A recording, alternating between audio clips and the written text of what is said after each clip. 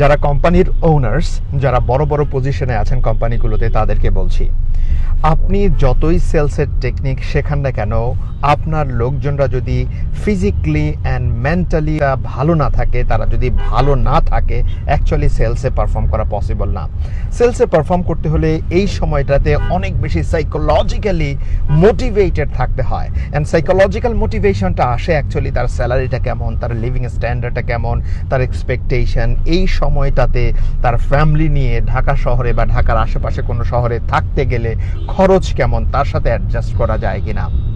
পাশাপাশি আপনার যে ইমিডিয়েট সিনিয়র বা সুপারভাইজার আছে, বসের আছে, তারা তাদের সাথে ট্রিটমেন্টটা কেমন করে, তার উপর তার সাইকোলজিক্যাল ওয়েলবিংটা ডিপেন্ড করছে।